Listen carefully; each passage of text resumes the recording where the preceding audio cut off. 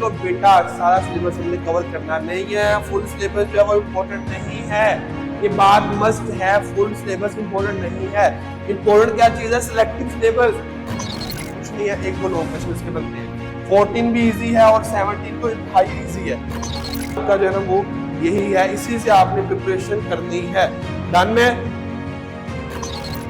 अस्सलाम वालेकुम champions, 10th class बेटा 7 डेज के अंदर फिजिक्स की कैसे प्रिपरेशन की जाए, कौन से चैप्टर इंपॉर्टेंट है, न्यूमेरिकल्स कौन से हैं, शॉर्ट क्वेश्चन कहां से आते हैं और लॉन्ग क्वेश्चन कैसे करने हैं, बहुत सारी चीजें ऐसी हैं। तो आज के जो मास्टर प्लान है इसके अंदर मैं आप सबके साथ फिजिक्स की A to Z कंप्लीट चीजें डिस्कस करूंगा, जिसमें पेयरिंग स्कीम इस साल की आएगी, इसमें पास पेपर का एनालिसिस मैं बताऊंगा कि पास पेपर में क्वेश्चन किस तरह से आते हैं।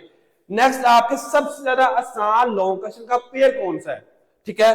तो और सबसे बाद फिर हम आपको फाइनल प्लान भी दे दूंगा कि आपने प्रिपरेशन कैसे करनी है। तो वीडियो स्टार्ट करने से पहले जो बच्चे फर्स्ट टाइम वीडियो को देख रहे हैं चैनल के ऊपर फर्स्ट टाइम, अभी वीडियो को लाइक भी कर दो, साथ में चैनल को सब्सक्राइब भी कर दो। देन सबसे पहली बारे में लिख लो बेटा सारा सिलेबस हमने कवर करना नहीं है। फुल सिलेबस जो है वो इम्पोर्टेंट नहीं है, ये बात मस्ट है। फुल सिलेबस इंपॉर्टेंट नहीं है। इंपॉर्टेंट क्या चीज है? सिलेक्टिव सिलेबस, जो अभी आप सबके साथ मैं यहाँ पे गाइड करूंगा, आपको दिखाऊंगा, ठीक है। तो आप सबने यहाँ पे वीडियो को लाइक करना है, आप सबने मिलके मेरे चैंपियन जो 10th क्लास के न्यू बच्चे जिनको मैंने गाइड करना स्टार्ट कर दिया है, आप सबने 5K लाइक्स इसी वीडियो के ऊपर कंप्लीट करने हैं। सबने दोस्तों के साथ शेयर करना, सबको बताना है। नेक्स्ट बात की जाए पेयरिंग स्कीम में तीन चीजें होती हैं, short question, MCQ, long question.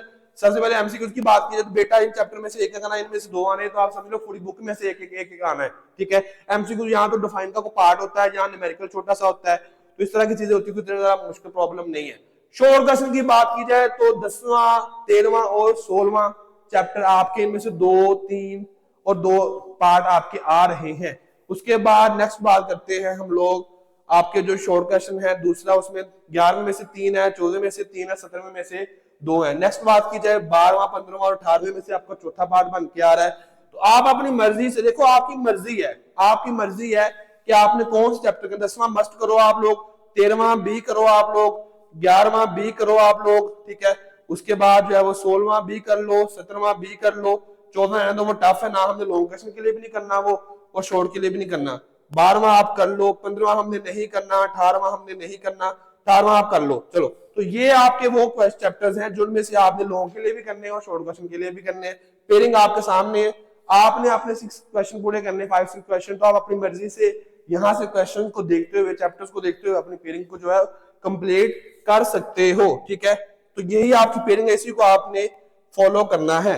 Next बात हम करते हैं पास्ट पेपर की एनालिसिस की। तो शॉर्ट क्वेश्चन आपका 50% एक्सरसाइज वाले ही होते हैं, आपके एक्सरसाइज में लास्ट में क्वेश्चन दिए होते हैं। उसके बाद आपके 20% डिफरेंसेस और डिफाइंस होती है। डिफाइंस तो बहुत ज्यादा आती है ना, इसमें आपको एग्जांपल पूछ लेता है वो, जिसमें आपको यूनिट पूछ लेता है वो, ठीक है, इसमें आपको फार्मूला पूछ लेता है। तो डिफाइंस और डिफरेंसेस भी बहुत ज्यादा 10th क्लास में आते हैं, बहुत ज्यादा आते हैं। तो इसके जो बॉक्सेस बने होते हैं ना पिंक पिंक कलर के, चाहे उर्दू मीडियम चाहे इंग्लिश मीडियम, तो वही आपको आने हैं। यहाँ आप लोग सिंपल ग्लोसरी कर लो, वही आपको पेपर में आने होते हैं। तो आपके क्वेश्चन जो शॉर्ट क्वेश्चन है वो कंफर्म हो जाते हैं। अगर कोई कंसेप्चुअल क्वेश्चन आएगा भी तो वही होगा कि यहाँ तो वो यूजेस हो, किसी ना किसी यूजेस चीज के यूजेस होंगे, जैसे कि टेलीस्कोप के यूजेस, ठीक है। इस तरह से आपको किसी ना किसी चीज के यूजेस आ सकते हैं। एप्लीकेशन मींस टू से यूजेस, ये एप्लीकेशन भी अगर वर्ड है तो उसका मतलब भी क्या, यूजेस ही है। और कंसेप्चुअल पेपर तो बहुत ही कम आता है, 20% होता है। आपने इस चीज से घबराना नहीं है कि पेपर तो बहुत टफ आना, पढ़ने का कोई फायदा नहीं है, मुझसे तो याद नहीं। नो नो नो नो, अभी भी बहुत कुछ हो सकता है। लास्ट 7 डेज में आप पूरी प्रिपरेशन कर सकते हो, ठीक है। नेक्स्ट अगर हम बात करें सबसे आसान लॉन्ग क्वेश्चन पेपर कौन सा है, आपका चैप्टर नंबर 10 इजी है, आसान है। 13 भी इजी है, आसान है। 16 तो बहुत ज्यादा आसान है। उसके बाद बात कीजिए चैप्टर नंबर 11 इंतहाई आसान है, साउंड वाला चैप्टर, थोड़ा सा लेंथी है लेकिन आसान है, इजी है। 8 10 15 इसमें डिफाइन है और कुछ नहीं है, एक दो लॉन्ग क्वेश्चन इसके बनते हैं। 14 भी इजी है और 17 तो इंतहाई इजी है। लेकिन ये वाले चैप्टर तो हमने करने ही नहीं है, ना शॉर्ट के लिए ना ही लॉन्ग क्वेश्चन के लिए। इनको आपने स्किप कर दो, ठीक है। आप इन्हीं चैप्टर्स को बस कर लो। आपके लॉन्ग क्वेश्चन का जो सबसे इजी पेयर है ना वो यही है, इजी पेयर आपका जो है ना वो यही है, इसी से आपने प्रिपरेशन करनी है।